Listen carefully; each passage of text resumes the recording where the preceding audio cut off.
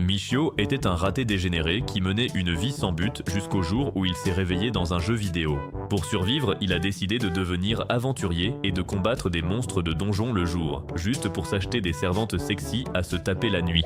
Tout commence quand Michio se réveille et est choqué de se retrouver dans une grange où il n'est jamais allé. La dernière chose dont il se souvient est d'avoir joué à un jeu vidéo en réalité virtuelle, ce qui lui fait supposer qu'il est toujours dans le jeu. Il ramasse donc son arme légendaire équipée d'absorption de santé et de mana, puis se met en route pour commencer des missions. Dehors, il remarque une bande de bandits attaquant des villageois, alors il charge par surprise et aide à les vaincre. Après le combat, le chef du village, nommé Somara, offre à Michio le butin du combat pour le remercier d'avoir sauvé son peuple.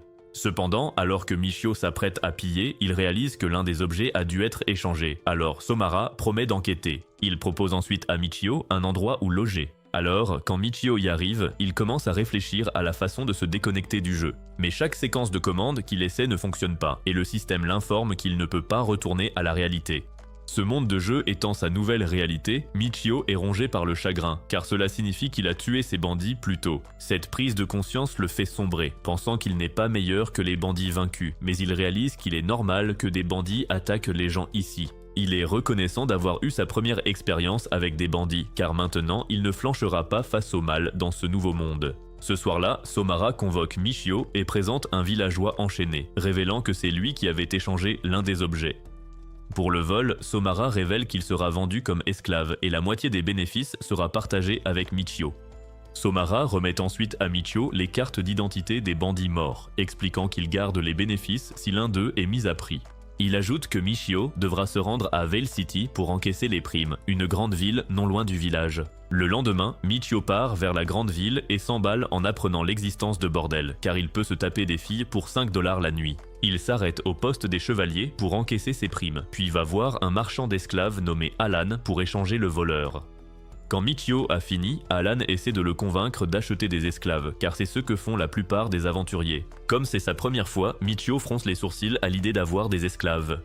Mais quand Alan dit que des servantes peuvent être achetées et que leurs maîtres peuvent tout leur faire, Michio ajoute ça à sa liste. Soudain, une esclave nommée Roxane arrive pour lui servir du thé, mais Michio est distrait par sa poitrine car elle remue même au repos. Alan remarque que Michio aime Roxane et lui conseille de l'acheter car c'est une guerrière sexy, utile au combat et au lit. Il ajoute aussi que peu importe combien elle se fait sauter, elle ne pourra jamais procréer car elle n'est pas humaine. Et pour couronner le tout, sa virginité est toujours intacte. Après avoir entendu cela, Michio cède à la tentation d'acheter Roxane pour faire avancer l'intrigue. Mais quand Alan lui annonce le prix, il réalise qu'il n'a pas les moyens de se l'offrir. En sortant, Michio aperçoit à nouveau Roxane et regrette de ne pas pouvoir l'acheter, alors Alan lui accorde 5 jours pour trouver la somme. Le lendemain matin, Michio fait le point sur l'argent qu'il possède pour savoir combien il lui manque pour acheter Roxane. La veille, il avait discuté avec Alan de la façon de gagner de l'argent rapidement, et Alan lui a conseillé d'explorer le labyrinthe, de vaincre des monstres et de vendre leurs restes pour faire du profit. Cependant, il révèle aussi que combattre des monstres ne rapporte pas d'argent rapidement, et que le seul moyen garanti d'y arriver est de toucher des primes. Au contraire, Alan conseille à Michio d'éviter les primes, car s'il le fait, il attirerait trop l'attention et pourrait finir par devenir une cible vivante. Actuellement, Michio y réfléchit et décide de tester le labyrinthe pour voir combien il peut récolter en 5 jours. Avant de partir, il prend son arme légendaire et la cache car il craint qu'on ne s'en prenne à lui et il ne supporterait pas de perdre un objet aussi puissant. Après cela, il se rend au marché pour acheter une arme ordinaire et utilise sa compétence d'analyse pour choisir celle qui lui convient le mieux. Une fois terminé, il s'enfonce dans les bois pour trouver l'entrée du labyrinthe. En chemin, il remarque un groupe d'aventuriers sortant d'un portail et les suit pour trouver l'entrée du labyrinthe. Avant d'entrer, il s'équipe de son arme légendaire puis pénètre à l'intérieur pour commencer sa quête. Dans le labyrinthe, Michio remarque qu'il a débloqué la compétence d'explorateur et possède désormais un coffre d'inventaire, ainsi que la capacité de se téléporter. Il teste la compétence de téléportation du donjon et la trouve pratique, mais il remarque qu'il ne peut pas utiliser le même portail pour sortir. Même lorsqu'il tente d'utiliser un portail pour revenir au début, cela échoue et il réalise que les destinations sont limitées dans le labyrinthe. Soudain, un monstre Needlewood s'approche pour combattre, alors il adopte une posture offensive pour en découdre avec lui. D'un seul coup, Michio bat facilement le monstre et il note que c'est grâce à son arme légendaire. Après cela, il ramasse les restes du monstre, mais c'est alors qu'un autre monstre Needlewood apparaît pour se battre. En le voyant, Michio décide de tester une compétence appelée Overwhelming, qui permet de ralentir les mouvements de son adversaire. Avec la compétence activée, le monstre Needlewood a du mal à attaquer Michio. Mais pour une raison inconnue, Michio commence à se sentir paresseux et se demande pourquoi il est dans le labyrinthe au départ. Après avoir vaincu ce monstre, il se demande pourquoi il a failli perdre toute volonté de se battre, mais il réalise qu'il a ressenti exactement la même chose après avoir utilisé sa compétence de téléportation de donjon. Il en conclut alors que lancer des sorts draine son mana et le rend particulièrement pessimiste. Il note également qu'il est revenu à la normale car son arme possède une compétence d'absorption de mana, ce qui l'aide à récupérer. Fort de cette nouvelle connaissance, il décide de ne pas utiliser trop de sorts, du moins jusqu'à ce qu'il soit complètement rétabli. Plus tard dans la soirée, il termine dans le labyrinthe et se rend à la guilde pour échanger tout le butin qu'il a obtenu. Cependant, il est un peu déçu quand le caissier ne les estime qu'à quelques pièces d'or car il a encore un long chemin à parcourir pour s'offrir Roxane. À son logement, il calcule combien d'heures il lui faudra pour gagner de l'argent dans le labyrinthe et réalise que le compte n'y est pas. Pourtant, il décide de passer plus de temps dans le labyrinthe. Le lendemain, Michio se réveille tôt et utilise sa compétence de téléportation pour arriver rapidement au labyrinthe. Cependant, le sort déclenche une baisse de morale qui lui donne envie de rentrer chez lui et de serrer son lit. Une fois l'effet dissipé, il court vaincre des monstres et absorbe leur mana pour reconstituer ce qu'il a perdu. Après avoir éliminé quelques dizaines de monstres, Michio atteint ses limites et décide de s'asseoir pour se reposer. En regardant son butin, il réalise que 4 jours ne suffiront pas pour gagner l'argent voulu, mais il est content d'avoir gagné des niveaux. Alors qu'il réfléchit à la suite, il déclenche par erreur un mécanisme qui mène à une pièce secrète. Au fond de lui, Michio pense que l'endroit regorge de trésors, alors il s'y précipite pour s'emparer du butin. À sa grande surprise, la porte se referme et avant qu'il ne réagisse, il est entouré de monstres de bois avides de chair humaine. Voyant cela, Michio réalise que sa cupidité l'a mené dans la gueule du loup et qu'il est sur le point de se faire dévorer. Lorsqu'un monstre l'attaque par derrière, il esquive et contre-attaque avec son épée légendaire pour l'achever d'un coup. Quant au suivant, le monstre le prend par surprise et le projette à plusieurs mètres de là. Michio se ressaisit et réalise qu'il est fini s'il reprend un tel coup, alors il décide de fuir avec sa téléportation. Hélas, quand il tente le sort et que rien ne se passe, il comprend qu'il doit combattre ces monstres ou mourir. Il se fait attaquer de nouveau, mais cette fois-ci, Michio en élimine un et utilise l'absorption de vie de son arme pour récupérer les points de vie qu'il a perdus. Désormais presque rétabli, il active sa compétence écrasante, ce qui ralentit les mouvements des monstres. Profitant de l'occasion, Michio élimine environ 6 monstres à la fois avant que les effets de sa compétence ne s'estompent. Comme prévu, le sort épuise son mana et le laisse vulnérable à une violente attaque de l'un des monstres de bois. Réfléchissant vite, Michio se dit qu'il doit vaincre beaucoup de monstres avec sa compétence pour compenser la perte de mana. En réactivant sa compétence, il tue rapidement 7 monstres et quand le sort s'arrête, il ne ressent plus l'épuisement du mana. Voyant cela, les monstres chargent Michio tous ensemble, alors il utilise ses dernières forces pour les abattre un par un. Quand il a fini, il s'échappe de la pièce avec tout le butin et décide d'en rester là pour aujourd'hui et de partir. En chemin vers la guilde, il remarque un rassemblement de civils et s'approche d'eux pour voir ce qui se passe.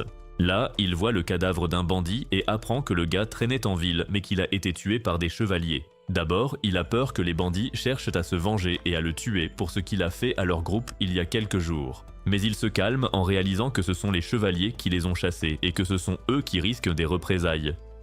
En regardant à nouveau le corps, Michio remarque que la main gauche a été coupée et se dit qu'un chasseur de primes l'a prise. Cette prise de conscience frappe Michio de plein fouet, car il n'imaginait pas que quelqu'un puisse être à ce point désespéré, mais il comprend qu'il va devoir se salir les mains s'il veut gagner de l'argent rapidement. De retour à son logement, Michio décide alors qu'il va commencer à chasser les bandits, mais la grande question qui le préoccupe est de savoir comment il va s'y prendre concrètement. Car contrairement à la dernière fois, il n'attaquera pas des adversaires distraits. Se demandant s'il est assez fort, il vérifie son statut et voit qu'il a de nouvelles compétences. Alors il prépare un équipement adapté à sa mission de chasseur de primes. Le lendemain, Michio sort en ville et tente d'utiliser sa compétence de statut pour identifier les bandits.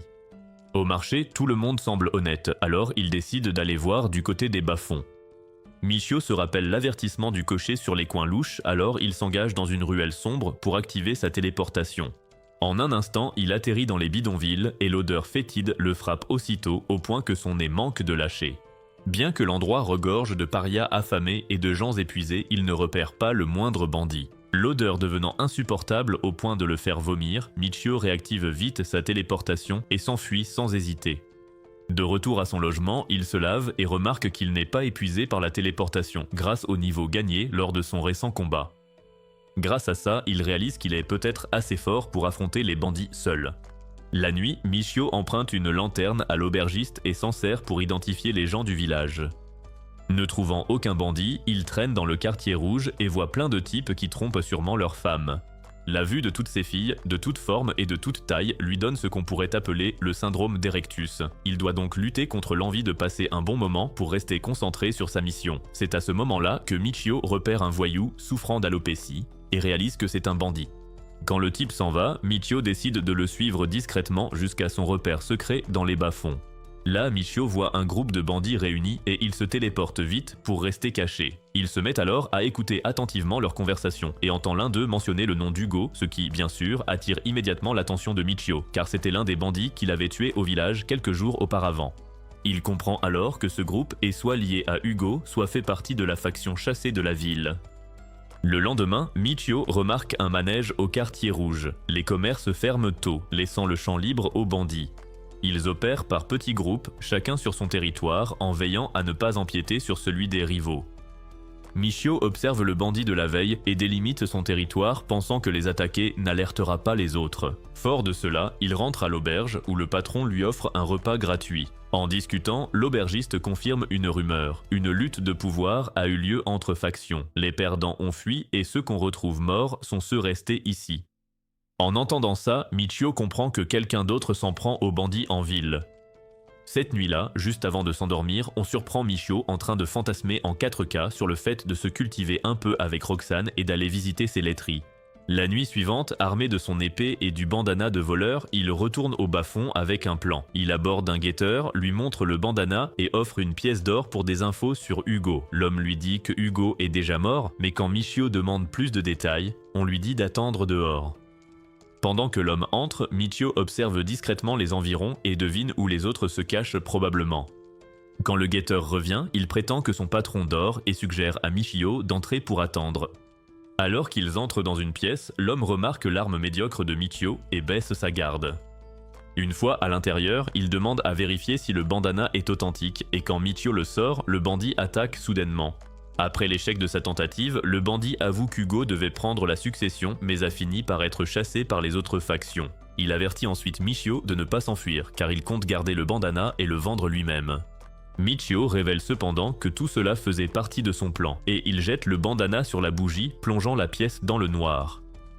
Profitant de ce moment, il enfonce son épée dans le bandit et l'achève, puis lui coupe la main pour prendre sa carte d'identité. Michio se glisse discrètement dans la pièce voisine où se trouve le reste du groupe et il voit qu'ils sont tous des voleurs. Il commence par couvrir la tête d'un homme et lui tranche proprement le cou pour qu'il ne se réveille pas, puis lui coupe la main. Quand il passe au suivant, la décapitation fait un bruit qui alerte une femme bandit, mais il la bat rapidement par le côté. Le dernier bandit saisit une arme et frappe au hasard, alors Michio se téléporte hors de la pièce et attend qu'il panique et appelle à l'aide. Dès que la porte s'ouvre, Michio frappe le tue et lui coupe la main, mais le bruit à l'extérieur suggère que d'autres ont pu remarquer. Ne voulant pas tenter le diable, Michio se retire avec les 3 mains et se téléporte dans le labyrinthe. Là-bas, il réfléchit brièvement à sa déchéance, bien qu'il l'attribue à un effet secondaire de la perte de mana. Une fois parti, il récupère les cartes d'identité, mais les images des personnes qu'il a tuées restent gravées dans son esprit. Malgré tout, il se convainc que ce monde obéit à des règles différentes et qu'il n'a pas vraiment le choix. De retour dans sa chambre, Michio craint que réclamer plusieurs primes trop vite n'attire l'attention des chevaliers, mais quitter la ville pourrait aussi paraître suspect. Frustré, il chasse cette pensée et se distrait avant de s'endormir. Le lendemain, il attend au poste des chevaliers jusqu'à voir le même chevalier qu'avant, puis explique qu'il a été attaqué par des bandits et a réussi à les vaincre. Le chevalier vérifie sa carte d'identité, valide sa déclaration et revient plus tard dire que seuls 2 bandits étaient mis à prix, puis lui remet la récompense. Michio compte l'argent et réalise qu'il en a enfin assez, alors il se rend directement chez Alan pour conclure l'affaire. Alan accepte le paiement et fait sortir Roxane, qui remercie Michio d'être revenu tout en s'excusant d'avoir douté de lui. Il lui dit que ce n'est rien et elle se tient discrètement à ses côtés. Alan prend ensuite leur carte d'identité et finalise le contrat, les liant officiellement comme maître et esclave avant de féliciter Michio d'avoir obtenu la fille qu'il désirait. Après être revenu du bureau d'Alan, Michio demande une chambre pour 2 personnes à l'aubergiste. En homme de goût, l'aubergiste choisit une chambre plus grande avec un lit à partager. Une fois arrivé, Michio remarque que Roxane est nerveuse, alors il l'appelle et lui demande s'il peut toucher ses oreilles. Dès qu'elle accepte, Michio joue avec elle et cède presque à ses fantasmes quand elle lui demande si elle peut l'appeler maître. Après s'être calmé, Michio parle du lit, demandant pourquoi il n'y en a qu'un, mais Roxane lui rappelle que c'est lui qui a accepté l'offre de l'aubergiste. Réalisant que c'est ce que l'aubergiste voulait dire par double, Michio remercie sa bonne étoile. Pour détendre Roxane, il l'informe qu'il vient d'un pays lointain et qu'il aura besoin d'elle pour s'habituer au labyrinthe. Elle accepte et il remarque à quel point elle a confiance en ses talents de combattante. Roxane décide de déballer ses affaires et Michio voit qu'elle n'a pas de chaussures, alors il lui donne les siennes, qui s'ajustent par magie à ses pieds. Dès qu'elle le remercie et jure de chérir ses chaussures, Michio, qui ne peut se retenir, l'enlace par derrière et lui dit qu'il ne la laissera pas s'échapper. Au début, Roxane se crispe, mais elle finit par baisser sa garde avant d'accepter sa demande. Peu après, ils vont au magasin d'équipement où Michio lui achète un bouclier et une paire de gants de combat. Puis il l'aide à choisir une cape avant de lui laisser le champ libre pour s'acheter des sous-vêtements. Plus tard, de retour dans leur chambre, Michio invite Roxane à s'asseoir, mais la voyant s'installer au sol, il la presse de venir sur le lit et de rester près de lui. Roxane accepte humblement son affection, mais lui dit ensuite que dormir par terre ne la dérange pas. Réalisant que certains maîtres tordus agissent ainsi, il jure de ne pas se comporter de la sorte. Excité, il tente de lui attraper les seins, mais elle saute du lit et s'en va directement entretenir son épée. En l'examinant, elle lui dit qu'il est impératif d'entretenir ses armes, et il note qu'elle est faite pour le combat. Roxane lui dit alors qu'elle aimerait utiliser ses vieux vêtements comme chiffon pour nettoyer leur équipement. Elle lui suggère d'aller manger pendant qu'elle s'en occupe, mais l'idiot, incapable de lire entre les lignes, insiste pour manger ensemble. N'ayant pas le choix, elle se lève et se déshabille. Michio se retourne, mais en aperçoit assez pour pimenter son repas. Une fois l'épée remise en état, ils passent à table. Plus tard dans la nuit, l'aubergiste apporte des lingettes et un seau d'eau, de quoi faire la toilette de Michio et Roxane. Michio commence et Roxane lui frotte doucement le dos pendant un petit moment. Quand vient son tour, il joue avec ses cheveux avant de l'aider à se laver. À partir de là, Michio cède à ses désirs impurs et passe toute la nuit avec Roxane.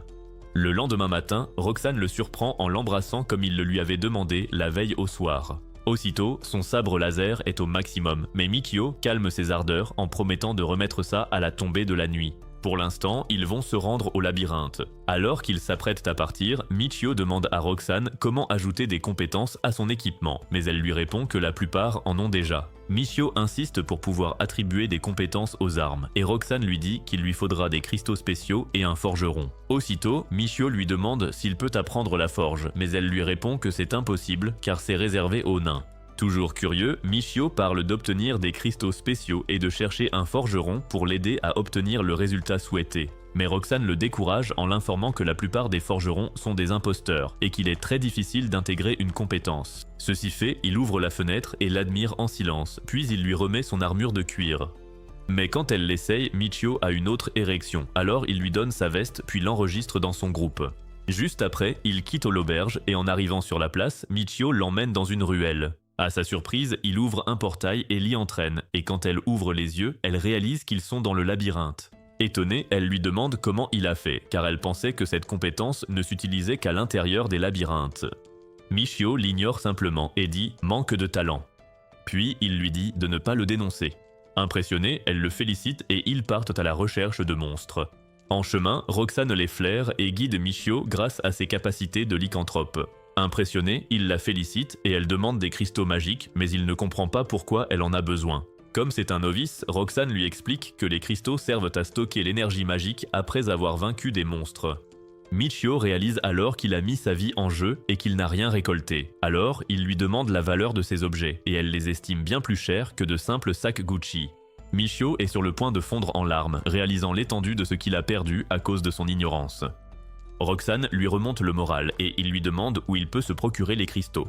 Lorsqu'elle lui dit qu'il peut en acheter des vides à la guilde, il l'informe qu'ils s'y rendront plus tard. Pour l'instant, il se concentre sur l'exploration du labyrinthe et tombe immédiatement sur un monstre. Michio décide de frimer en invoquant son épée et en éliminant le monstre d'un coup. Comme d'habitude, il dit à Roxane de ne rien dire, et alors qu'il continue la chasse, il remarque qu'elle remue la queue et en conclut qu'elle est heureuse. À midi, ils ont ramassé beaucoup de bois, et alors qu'ils se félicitent, Michio ordonne à Roxane de s'asseoir à ses côtés dès qu'il rentre. Puis il promet de ne pas lui sauter dessus. Aussitôt, la jolie fille lui dit que ça ne la dérange pas. Il l'enlace et lui demande la permission de toucher ses oreilles. Les caresser lui rappelle les fruits de mer de chez lui, ce qui la pousse à lui demander s'il compte repartir. Voyant son inquiétude, il lui promet qu'il ne peut pas rentrer et qu'il ne l'abandonnera jamais. Plus tard, ce soir-là, ils vont à la guilde où Michio achète 2 cristaux vides pour Roxane. Elle le remercie et explique qu'après 10 et 100 monstres vaincus, les cristaux deviennent respectivement rouges et violets. Curieux, Michio lui demande s'il y a une limite, et Roxane lui révèle que le cristal devient blanc après avoir vaincu 1 million de monstres, mais la plupart du temps, il s'arrête au vert, ce qui signifie 10 000. Elle ajoute que la plupart des gens le vendent quand il est bleu, ce qui vaut 1/10 du blanc. Ces calculs embrouillent Michio, alors il retourne au labyrinthe avec elle pour évacuer son stress. Impressionnée par sa force, Roxane lui suggère d'aller aux étages supérieurs pour affronter des ennemis plus puissants. Elle lui apprend que le labyrinthe est un corps vivant qui ne peut être vaincu qu'en éliminant les boss de niveau. Michio se demande alors s'il existe un sort pour terrasser simultanément les boss du donjon. C'est pourquoi il envisage de suivre la voie du mage. Il consulte son profil pour y trouver un sort et tente de le lancer à chaque fois qu'il affronte un monstre, mais il se rend compte qu'il n'a pas assez de points de magie pour l'utiliser. Après avoir combattu un 10e monstre, Roxane attire son attention et lui montre que le cristal magique est devenu tout rouge. Il vérifie et apprend que seule la personne qui porte le coup de grâce gagne de la puissance magique. C'est pourquoi il décide d'activer les améliorations de cristallisation, ce qui lui permet d'obtenir facilement une couleur violette sans avoir besoin de vaincre autant de monstres que possible. Michio désactive la compétence, débloque le réglage de groupe et examine l'arbre de compétences de Roxane. Il lui demande si elle connaît des sorts de guérison, mais elle lui répond que c'est plutôt réservé aux prêtres et aux moines, et que pour obtenir un tel rôle, il faut combattre et vaincre des monstres à main nue. Il décide donc de tester cela en la laissant porter le coup de grâce à leur prochaine victime. Cependant, aucun des rôles de guérisseur n'apparaît sur son onglet. Il tente alors sa chance en changeant pour une épée moins puissante, mais il échoue lamentablement et manque de se faire écraser par ce monstre ambulant. Roxane, elle, intervient et se déchaîne sur la brindille. Michio est alors totalement fasciné par son agilité. Ne voulant absolument pas perdre de points d'aura, il décide de frapper le monstre. Mais il se rend compte qu'il n'a toujours pas acquis cette compétence, contrairement à Roxane. C'est là qu'il comprend que c'est elle qui a achevé le monstre, et pas lui, finalement. Michio lui demande alors de lui servir de bouclier humain au prochain combat pour qu'il puisse porter le coup final. Il utilise son épée toute minable pour combattre les prochains monstres, les battant instantanément jusqu'à ce qu'il se heurte à un monstre qui refuse de suivre le scénario. Saisissant sa chance, Michio retire son arme bonus et place tous ses points dans sa force. Il charge le monstre arbre qui le frappe au visage, mais il porte un coup puissant envoyant la brindille dans l'au-delà. Juste après, il soigne son visage avec sa nouvelle compétence de moine et promet de les soigner s'ils sont blessés. Plus tard, à l'auberge, ils discutent de leur découverte tout en faisant leur toilette. Le petit Michio lui rappelle sa promesse, alors il s'assure de l'honorer avec Roxane. Le lendemain, alors qu'ils sont à nouveau dans le labyrinthe, Roxane explique à Michio qu'il se trouve juste devant la salle du boss du premier étage. Pour que le boss se montre, il suffit simplement qu'un groupe y entre. Voyant à quel point Roxane est impatiente, Michio lui demande si elle n'a pas un peu peur, mais elle le rassure à la manière d'All Might en lui disant que tout va très bien se passer. Après tout, elle est là. Alors, ils entrent et elle dit à Michio qu'il pourrait bien trouver de l'équipement gratuit, peut-être les restes d'un groupe qui aurait échoué face au boss. Une fois à l'intérieur, Michio constate l'exiguïté de la pièce et regarde nerveusement partout, s'attendant à voir apparaître le monstre d'un instant à l'autre. Soudain, le boss apparaît et on dirait une brindille géante sous stéroïdes. Roxane fonce sur lui avec l'agilité d'une experte et tranche une liane, mais la plante continue ses attaques. Elle esquive le tout avec une aisance déconcertante. Michio lance une attaque et la plante tente de le blesser, mais Roxane part le coup et continue de faire diversion. Profitant d'une ouverture, Michio fonce et assène un coup si puissant qu'il tranche la plante en deux. La créature laisse une feuille derrière elle, et quand Roxane la ramasse, elle débloque la compétence herboriste.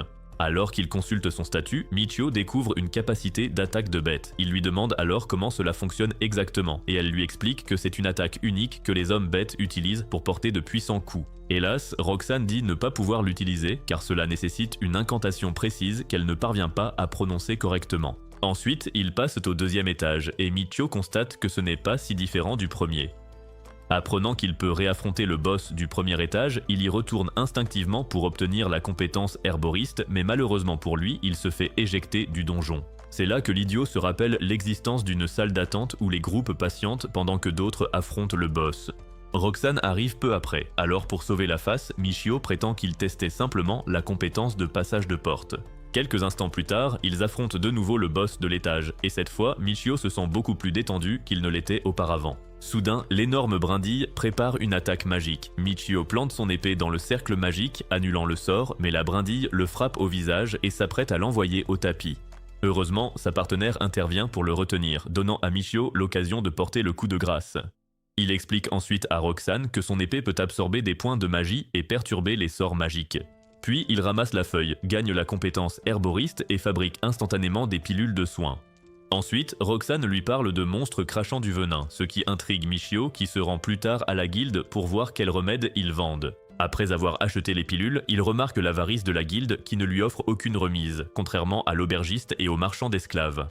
Toujours sur ce sujet, Michio réalise qu'il jongle facilement avec les chiffres grâce à la compétence marchand acquise en chemin, ce qui l'aide à négocier les prix d'instinct. Comme il reste du temps, il retourne au deuxième étage avec Roxane et il voit que le monstre arbre est accompagné. Agacé, Michio choisit d'affronter le monstre arbre pendant que Roxane retient l'insecte répugnant. Comme prévu, il pulvérise la brindille et aide même Roxane à éliminer l'insecte.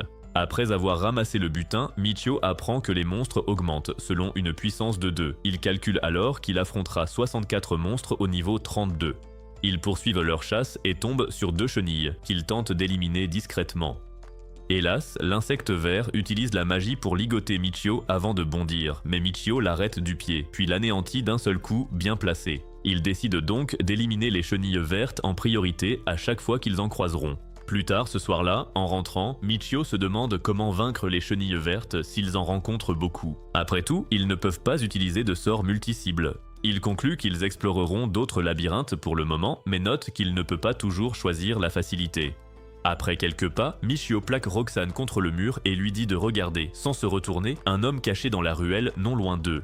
Lorsqu'elle s'exécute, elle voit l'homme fixer la maison d'esclaves d'Alan, alors Michio utilise sa compétence pour l'identifier, et il apprend que le gars est un bandit. Un peu plus tard, il rend visite à Alan et l'en informe, mais Alan ne lui prête aucune attention jusqu'à ce que Roxane révèle que la personne est un bandit.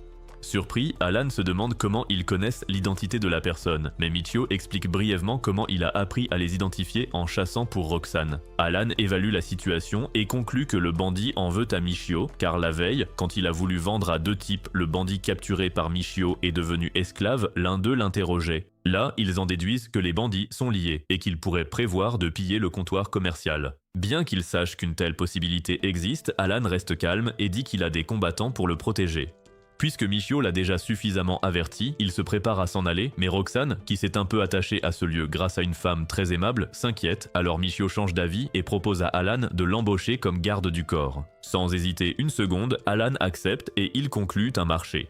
Il conduit ensuite Michio et Roxane par une porte secrète et leur dit de l'utiliser à leur retour. Après leur départ, Roxane s'excuse d'avoir été un peu trop directe, mais Michio la rassure en lui disant que ses problèmes sont aussi les siens.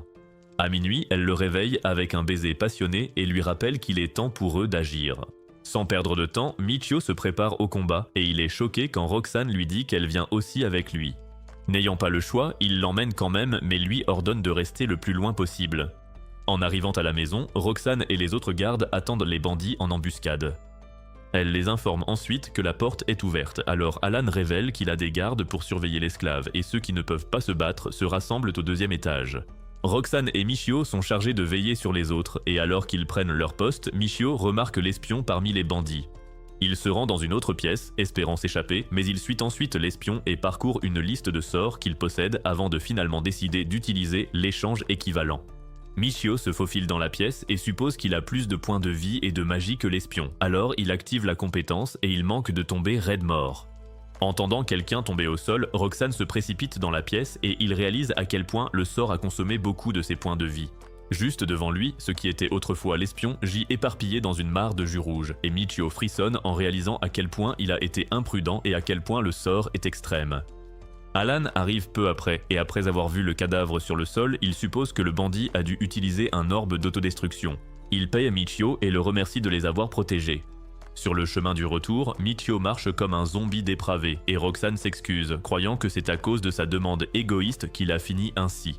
Michio lance traversée de porte pour se rendre directement dans le donjon et récupérer des points de magie, mais dès qu'il y arrive, il manque de s'effondrer après avoir consommé la magie déjà épuisée. Pourtant, il combat quelques brindilles jusqu'à ce qu'il récupère son pouvoir magique, et ce faisant, il débloque également sa compétence de mage. Il parcourt l'arbre de compétences et découvre qu'il a accès aux 4 éléments. Alors il demande à Roxane comment les mages les utilisent, puis il lance mentalement Boule de Feu.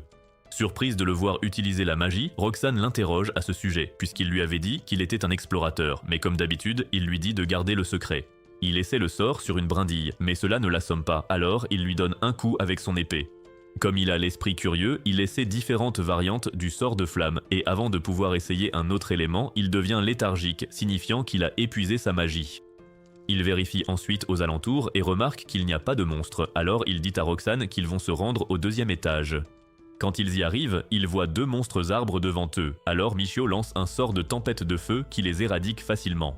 Il combat beaucoup de monstres et apprend qu'il peut utiliser les autres éléments pour créer des orbes, des murs et des tempêtes, tout comme avec le feu. Puisque vaincre les monstres restaure ses points de vie, Michio crée un mur d'eau, puis il en recueille un peu dans son sac. Ensuite, il informe Roxane qu'il prévoit d'utiliser la magie comme principale forme de combat désormais, et il espère qu'elle sera patiente avec lui. La charmante fille ne se plaint pas, et alors qu'ils avancent en éliminant les monstres, Michio souhaite pouvoir augmenter sa puissance d'attaque magique. Alors Roxane lui explique comment les mages utilisent un bâton. Il envisage d'en obtenir un et se rappelle quand tombe le prochain jour de marché, et Roxane lui dit qu'il vaut mieux visiter Curatar, un endroit qui possède de nombreux magasins permanents. Une fois qu'elle l'informe que le marché dessert beaucoup d'explorateurs puisqu'il y a un labyrinthe à proximité, Michio l'ajoute à sa liste de choses à faire. Après avoir marché un moment, ils arrivent à la salle d'attente du boss et tentent d'affronter le boss du 2e étage. Quand ils entrent dans la pièce, ils découvrent que c'est un insecte géant, et l'insecte essaie de les attaquer, alors Michio utilise un mur de feu pour contrer sa soie. Roxane, de son côté, fonce droit sur lui et lui assène un coup, et quand la chenille se retourne pour riposter, Michio l'achève. Sur ce, ils passent au 3e étage, et Roxane avertit Michio qu'il y a un kobold juste devant.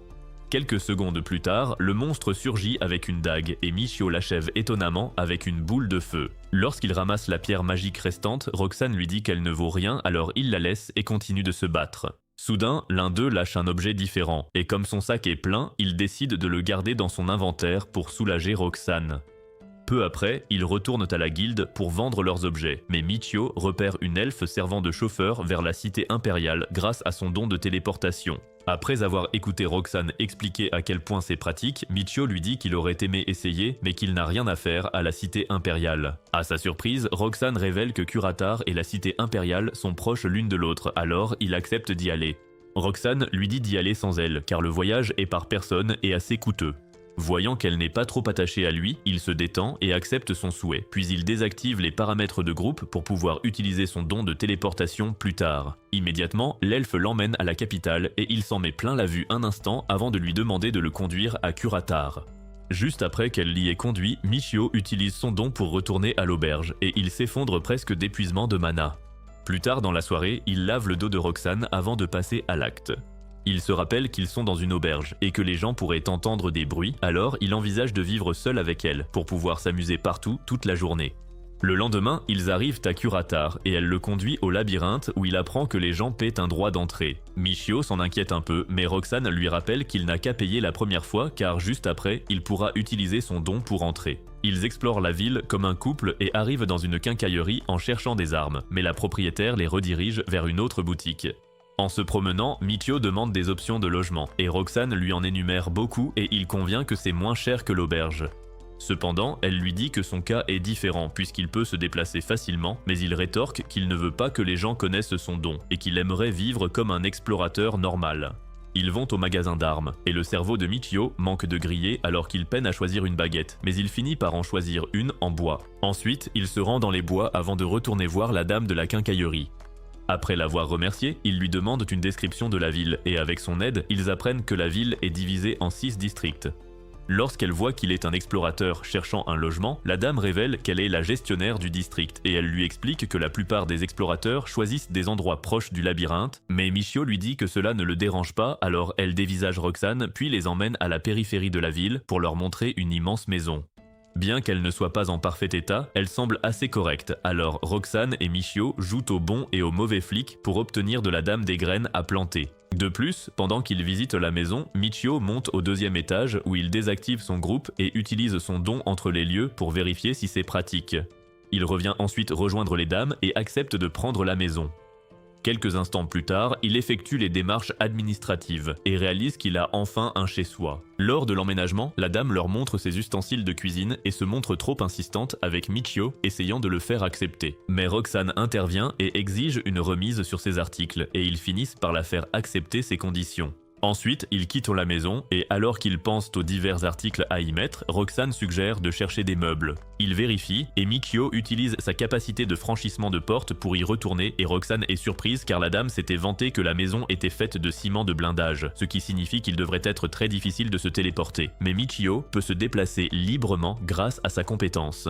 Il se dévalorise puis presse Roxane de le suivre au labyrinthe où il compte utiliser la baguette qu'il a achetée. Il repère un monstre et, avec seulement 3 boules de feu, il le réduit en cendres. Plus tard dans la soirée, ils retournent à l'auberge pour la dernière fois, et Michio se rappelle comment ses aventures ont commencé là-bas. Il se sent donc nostalgique en pensant à ses progrès. Après que l'aubergiste a apporté les lingettes et le seau d'eau, Michio nettoie Roxane avant de passer aux choses sérieuses avec elle. Puis il la serre dans ses bras, notant qu'elle est chaude et ils dorment comme un couple. Le lendemain matin, alors qu'il jette un dernier regard à la chambre, Roxane l'appelle l'endroit où Michio a commencé à prendre soin d'elle, et elle note qu'il continuera à le faire. Ému par ses éloges, Michio se retient de reprendre là où il s'était arrêté la nuit dernière. Au lieu de cela, ils descendent et il remet la clé à l'aubergiste. L'homme taquine ensuite Michio en disant qu'il aurait fourni une lanterne gratuite si Michio lui avait dit auparavant que c'était sa dernière nuit. Plus tard dans la journée, Michio et Roxane emménagent dans leur nouveau logement et Michio produit assez d'eau pour que Roxane puisse nettoyer l'endroit. Pendant qu'elle s'en occupe, il va visiter le labyrinthe de la ville où il doit payer une pièce d'argent comme droit d'entrée. En arrivant au premier étage, Michio voit que le labyrinthe de Quartar ressemble presque à celui de Val, la seule différence étant l'affluence dans celui de Quartar. Il observe attentivement l'étage et se dirige vers l'endroit le moins encombré, puis utilise son franchissement de porte pour rentrer chez lui. Il dit à Roxane qu'ils peuvent désormais aller au labyrinthe sans payer et elle l'accueille chaleureusement. La voir agir de manière si correcte le titille et il aimerait qu'elle soit en tenue de soubrette. Alors il la félicite de l'avoir accueillie puis se prépare à passer aux choses sérieuses. Malheureusement, des gens arrivent avec leurs meubles et gâchent leur moment d'intimité. Une fois qu'ils ont tout emménagé, ils s'en vont, mais Michio se sent alors en insécurité à l'idée que des gens entrent chez lui, car s'ils peuvent se téléporter comme lui, ils auront un accès facile à son domicile. Après une journée de dur labeur, lui et Roxane ont réussi à déplacer tous les meubles. Il s'écroule ensuite sur le lit, mais au lieu de se déconnecter, il attrape Roxane, la pelote, puis passe aux choses sérieuses. Pendant ce temps, il réalise qu'il n'y a pas de lumière, et Roxane s'excuse de ne pas avoir acheté de bougies, mais Michio ne s'en soucie pas du tout, car il compte la caresser jusqu'à ce qu'il soit satisfait. Le lendemain matin, Michio se réveille avec un baiser de Roxane, et il aimerait passer toute la journée avec elle, mais il prend la décision difficile d'aller visiter le labyrinthe de Quartar car il faut gagner de l'argent. En arrivant au labyrinthe, Michio n'est pas à l'aise avec tout ce monde autour, mais Roxane lui dit que c'est tout à fait normal puisque le labyrinthe de la ville est un endroit très célèbre. Elle l'informe que l'étage actuel invaincu est le 91e, et ils réalisent qu'ils ont encore un long chemin à parcourir. Ils se rendent dans la salle d'attente et font la queue pour affronter le boss du premier étage. Quand vient leur tour, ils entrent et découvrent que le kobold est le boss du premier étage. Roxane charge immédiatement pour l'attaquer, mais il bloque son coup et tente ensuite de l'atteindre. Elle lit facilement ses mouvements lents et limités, puis Michio s'approche et le bat d'un seul coup. Alors qu'ils montent au deuxième étage, Roxane lui conseille d'utiliser la magie malgré la foule, car la moitié des monstres sont des proies faciles. Déçu, Michio ouvre un portail et se téléporte chez lui. Se rappelant la promesse de la responsable de district de lui donner des graines, Roxane dit à Michio de se reposer pendant qu'elle va la voir, mais Michio insiste pour l'accompagner juste après avoir mangé. Après leur repas, ils se rendent à sa boutique et elle leur révèle qu'elle les attendait. Pendant qu'elle va chercher des graines, Michio examine ses outils de jardinage. Mais Roxane trouve que c'est une dépense inutile, car elle pense qu'utiliser ses mains est plus efficace. La responsable de district arrive peu après pour expliquer les graines à Roxane, et pendant qu'elle bavarde, Michio décide d'acheter la houe de jardin, car il ne veut pas que Roxane se salisse. Dès qu'il rentre, Michio demande à Roxane de tailler les bûches pour faire une clôture autour de leur maison pendant qu'ils labourent le sol. Ils y travaillent toute la journée, et le soir venu, ils ont terminé leur tâche. Michio enlève ensuite ses vêtements en sueur, car il souhaite se prélasser dans un baquet. Roxane suggère alors l'idée et, lors de sa prochaine visite chez le charpentier, il demande à l'homme de fabriquer une grande baignoire. Michio la lui décrit parfaitement, avec l'intention qu'il puisse explorer certains de ses fantasmes les plus intimes avec Roxane, là, dans la baignoire. À son retour, il visite le labyrinthe de veille et élimine facilement les kobolds du 3e étage. Il s'arrête là pour la journée et rentre chez eux pour préparer un repas. Les jours passent, ils vaquent à leurs occupations quotidiennes et visitent même l'auberge de veille après avoir combattu le boss du labyrinthe. Une fois, ils affrontent un mouton géant, un boss d'étage dans le labyrinthe de Kurotar, et le mouton les étourdit quand Michio le charge. En réponse, Michio lance un sort de soin sur Roxane chaque fois qu'elle est étourdie pour lui donner de la marge pour combattre le monstre. Finalement, ils le battent et Michio, comprenant après sa mort comment fonctionne sa technique, s'excuse auprès de Roxane, disant que c'est de sa faute si elle a été prise dans la capacité du mouton. Il lui demande de lui dire si elle est toujours blessée, car donner la priorité à la récupération de leur endurance est la façon la plus sensée de procéder. Après l'avoir séduite, il l'informe qu'il est presque l'heure et qu'ils devraient donc rentrer chez eux. De retour chez eux, Roxane se demande ce qu'ils attendent, et quelques instants plus tard, le charpentier arrive avec leur immense baignoire. Grâce à sa capacité de franchissement de porte, Michio la déplace dans la salle de bain. Puis il explique à Roxane qu'il s'agit d'une baignoire. Il commence par créer un mur d'eau et le chauffe avec de la magie de feu. Il répète l'opération plusieurs fois jusqu'à ce que le bain soit presque plein. Puis il se prélasse avant d'inviter Roxane à le rejoindre. Au début, elle se montre timide, mais après quelques questions, elle révèle qu'elle le rejoindrait volontiers. Alors elle saute dedans et profite de la chaleur. Il sort ensuite du savon qu'il avait fabriqué en bricolant ses compétences en alchimie. Là, Michio l'aide pour beaucoup de premières fois et Roxane adore le programme. Plus tard cette nuit-là, pendant qu'elle dort, Michio conclut qu'il ne peut pas continuer à lui faire porter tout le fardeau, la solution est donc d'ajouter plus de combattants de première ligne à son groupe. Quelques jours plus tard, alors qu'il se trouve au 7e étage du labyrinthe de Kurotar, Michio abat un lapin et, en récompense, il obtient une peau comme objet de butin. Après en avoir ramassé quelques-unes, Roxane suggère d'aller à la cité impériale pour les vendre car la guilde ne paiera pas cher pour ces peaux. Confus, Michio lui demande pourquoi elles ont une telle valeur dans la capitale. Roxane explique alors que la peau de lapin est utilisée pour les vêtements et que les magasins de la capitale les achèteront à prix d'or. Michio se demande pourquoi. Roxane explique donc que les manteaux en peau de lapin sont des vêtements de grand froid exceptionnels et sont très populaires parmi les femmes nobles.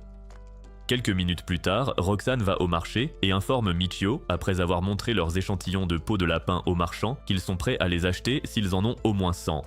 À cause de cela, ils retournent au labyrinthe et Michio brûle sans pitié sa cible jusqu'à ce qu'il n'en reste que des cendres. Roxane remercie ensuite leur bonne étoile d'être arrivée tôt, elle lui dit qu'il y a un coffre au trésor devant eux et elle plonge son épée dans le sol avant de le trancher. Immédiatement, la porte devant eux s'ouvre, révélant un lapin rouge comme boss spécial. Michio le trouve mignon mais retire vite ses paroles quand le monstre lapin hurle en ressemblant à un chien vampire dans Blade.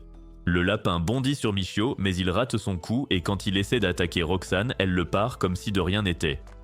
Michio lance alors un sortilège sur la créature et l'achève d'un seul coup. Roxane le complimente, disant qu'elle arrivait à peine à suivre le lapin, et il se sent flatté. Le monstre laisse tomber de la viande de lapin et Michio note qu'ils devront la laver soigneusement en rentrant chez eux. Une fois que Michio dit à Roxane qu'ils peuvent manger la viande pour le déjeuner, elle suggère d'en faire un rôti en brochette. Michio, qui n'en a jamais mangé, regarde Roxane passer par le processus rigoureux de faire grésiller la viande dans des herbes et du poivre en brochette. Il goûte ensuite et suggère de ramasser plus de viande en chassant les peaux de lapin, ce qui réjouit Roxane qu'il aime la viande de lapin. Ils reprennent la chasse et après en avoir vaincu beaucoup, ils tombent sur la salle d'attente et réalisent que devant se trouve le boss du 7e étage. En arrivant, ils voient un groupe en train de combattre le boss, puis un explorateur solo qui attend devant la porte. Michio le salue nonchalamment et il révèle qu'il souhaite former un groupe mais qu'il ne peut s'empêcher de parier sur les courses de chevaux. Le gars explique qu'il est coincé au 7e étage depuis 2 ans et grâce à cela, il accumule des points d'expérience, croyant qu'avec ça, il pourra enfin terrasser le boss et acquérir ses premiers membres de groupe. Le gars entre mais peu après, Michio et Roxane sont autorisés à entrer. Immédiatement, il voit que c'est le même lapin rouge. Michio active sa compétence et abat facilement le lapin. Une fois de plus, ils obtiennent de la viande de lapin, mais Michio repère soudain l'équipement de quelqu'un d'autre et il note que c'est celui du solitaire qu'ils avaient rencontré plus tôt. Michio voit un cristal noir et apprend que c'était ce que le gars en solo voulait utiliser comme atout. Michio absorbe le cristal du camarade tombé et il s'inquiète du peu de valeur de leur vie face au danger. Roxane sent son inquiétude, mais Michio tente de la calmer, alors il lui sourit et l'informe qu'il est temps de rentrer.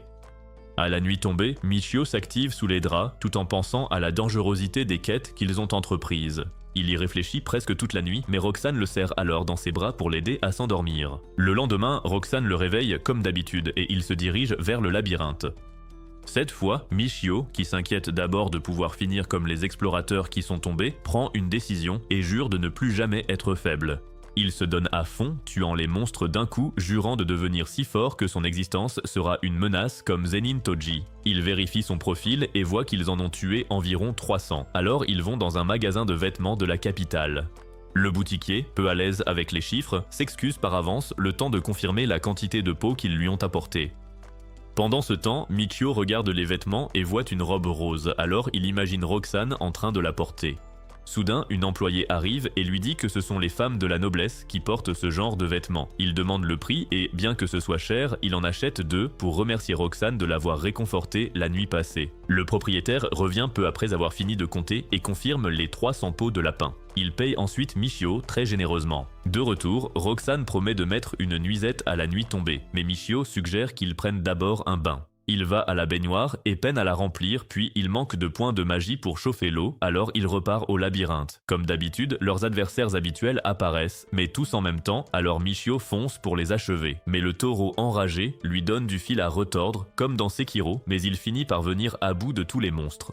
Grâce à sa seule volonté, ils rentrent chez eux et peuvent enfin se prélasser dans leur bain chaud. À l'étage du labyrinthe de Curatar, le duo peine à abattre les lapins rapides, et Michio finit par les tuer, épuisé. Il note alors qu'il aura besoin de plus de membres dans son équipe. Roxane le félicite en lui montrant un cristal vert obtenu sur l'un des lapins, et elle appelle cela un cristal de compétence. Chez lui, Michio examine le cristal et l'arme et se demande comment trouver un nain forgeron pour s'en occuper. Soudain, Roxane arrive avec le repas et lui dit que c'est à elle de cuisiner et non à lui. Mais il élude la conversation avant de lui dire qu'il est l'heure de passer à table. Après le repas, Michio tend le cristal à Roxane, qui est choquée de voir qu'il est passé du vert au jaune. Mais Michio lui dit simplement de n'en parler à personne. Il explique le prix des cristaux jaunes, puis décide d'aller à Val pour voir Alan et lui demander de l'aider à rédiger un testament. Roxane est triste et inquiète, mais il lui dit que c'est normal de se préparer à mourir quand on entre dans des labyrinthes. Michio veut que Roxane soit libérée plutôt que de le suivre dans la tombe s'il venait à passer l'arme à gauche.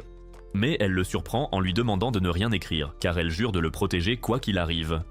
Après tout, s'il lui arrivait quelque chose, elle ne pourrait pas continuer à vivre dans le déshonneur. Michio sent à quel point elle est sérieuse et comprend sa détresse, mais il explique ensuite que les labyrinthes ne sont pas les seuls endroits où l'on peut mourir, et qu'il pourrait très bien succomber à une maladie. Pourtant, Roxane jure de trouver un élixir digne du paradis si cela devait lui arriver. N'ayant plus le choix, il décide de ne plus rédiger de testament, mais en retour, il demande à Roxane pourquoi elle tient tant à le protéger, et elle répond qu'il est le meilleur homme qu'elle ait jamais rencontré. De plus, il a été si gentil avec elle qu'elle veut lui rendre l'appareil. Alors que Michio ressent son esprit combatif et la compare à un samouraï, il lui dit qu'il veut agrandir son groupe et que s'il se concentre sur la magie, il aura besoin d'un autre combattant de première ligne. Son esprit s'emballe à l'idée de créer un mini-harem, et à sa grande surprise, elle lui suggère de rencontrer Alan pour discuter de l'acquisition de nouveaux combattants. Peu après, ils arrivent à chez Alan, et Michio ordonne à Roxane de s'asseoir, sinon Alan croirait qu'il est venu la lui rendre. Alan arrive peu après, et il lui annonce qu'ils aimeraient acheter un autre esclave. Il demande s'il y a des critères, et Michio dit qu'il veut un forgeron nain. Alan leur dit que c'est une demande difficile, puis il précise qu'il y a actuellement une naine, mais pas forgeronne. En l'entendant, Roxane demande à la voir, et en quelques minutes, une naine nommée Chérie apparaît. Après l'avoir observée attentivement, Michio s'approche d'elle et Chérie se présente avant de révéler qu'elle est une exploratrice de niveau 10. Au début, il ne comprend pas ce qu'elle veut dire, après lui avoir dit qu'elle n'avait pas réussi à devenir forgeronne, mais ensuite, elle explique que les nains ont la possibilité de devenir forgerons lorsqu'ils atteignent le niveau 10 d'explorateur. Michio apprend que les personnes ayant de grandes aptitudes pour l'exploration de donjons peuvent aussi devenir forgerons. Comme il a du mal à croire qu'un nain puisse échouer, il raconte comment il a acquis certaines compétences et se demande comment on mesure l'aptitude d'un nain. Michio demande alors s'il est possible pour les nains de changer de profession après avoir dépassé le niveau 10, mais Chérie n'en sait pas grand chose. Il la regarde et trouve dommage que les gens refusent de l'acheter parce qu'elle n'a pas réussi à devenir forgeronne, alors il se demande s'il y a une condition requise pour libérer son potentiel. Avant qu'Alan ne la renvoie, Sherry parle de ses défauts et promet de ne pas causer d'ennui s'il l'achète. Seul avec Roxane, Michio demande pourquoi Sherry était si assurée et prête à se vendre, mais Roxane explique à quel point Sherry est utile puisqu'elle a déjà été dans un labyrinthe ou prévoit d'y aller.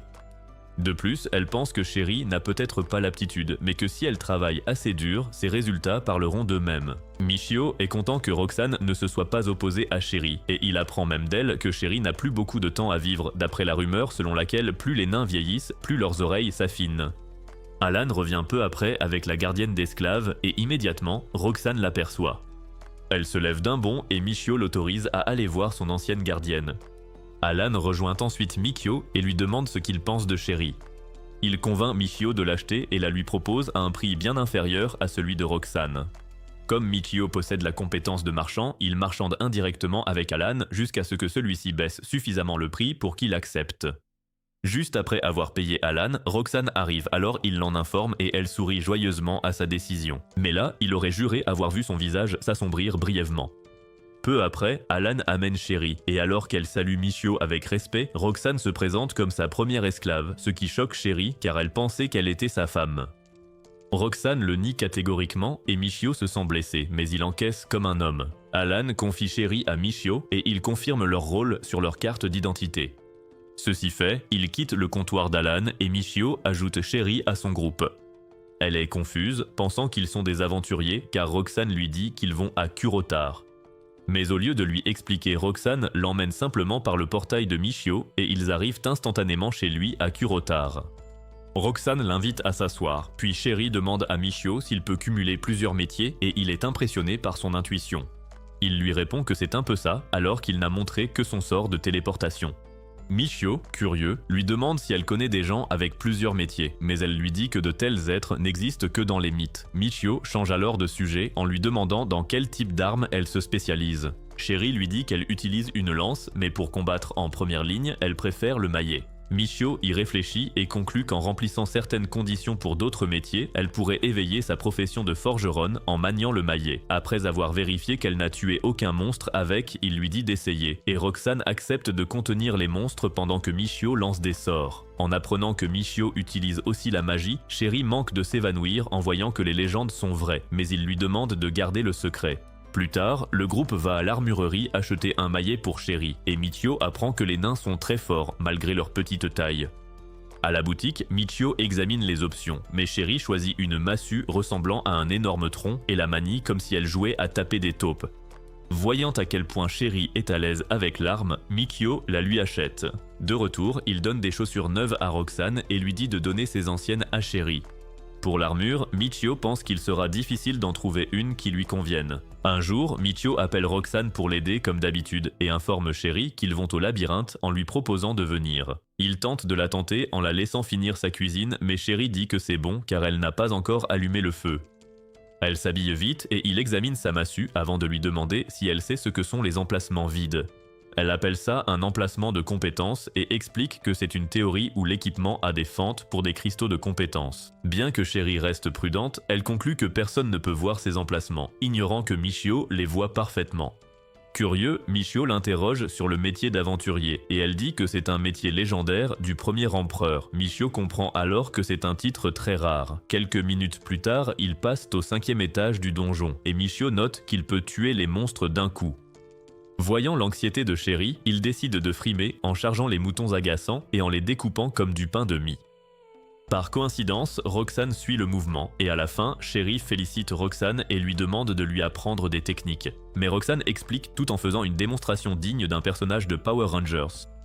Michio, de son côté, récupère ses points de magie, il ouvre donc un portail et rentre à la maison. Une fois à l'intérieur, Sherry apprend que non seulement Michio utilise la téléportation hors du labyrinthe, mais qu'il le fait sans incantation. Elle panique et lui demande son niveau et il lui répond qu'il est au niveau 33. Roxane manque de s'évanouir car la dernière fois, il lui avait dit qu'il était au 20e. Sherry continue de creuser car elle trouve bizarre que Michio soit si fort, mais il lui dit de garder le secret. Quand le repas est prêt, Sherry s'apprête à les servir en restant debout, mais ils refusent et l'invitent à manger avec eux. Michio se sert en premier, puis il commet la quasi-fatale erreur de donner sa ration à Sherry avant de la donner à Roxane. Mais un sourire cynique de Roxane le remet immédiatement à sa place. En mangeant, Sherry demande pourquoi Michio va combattre au labyrinthe juste après avoir préparé l'eau du bain.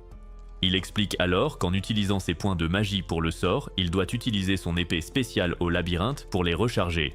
Michio regarde les filles et demande si les humains ont un métier unique, comme les loups-garous et les nains. Les filles sont timides et finissent par avouer que les humains ont un désir insatiable et que leur métier unique est de briser des reins. En entendant cela, Michio décide de ne plus cacher ses désirs. Après le repas, il les emmène au bain et leur propose de le rejoindre pour se prélasser. Dans la salle de bain, l'imagination de Michio s'emballe alors qu'il attend qu'elle le rejoigne. Il cède à ses désirs impurs et les appelle pour qu'elles viennent se cultiver avec lui. Une fois fini, Michio s'endort d'épuisement et Roxane félicite Sherry d'avoir suivi le rythme des frasques de Michio. Elle dit à Sherry que Michio était excitée par sa présence et qu'elle est ravie qu'il l'ait traitée comme une vraie femme. Ensemble, les filles ont hâte de travailler l'une avec l'autre. Le lendemain matin, alors que Sherry a les cheveux en bataille, Michio consulte son profil et découvre qu'il a 2 nouvelles fonctionnalités ajoutées. L'une le rendra performant comme un pro, tandis que l'autre l'anéantira s'il choisit la voie du nirvana. Pour cette raison, il déclare qu'il va acquérir plus d'esclaves et se constituer un harem.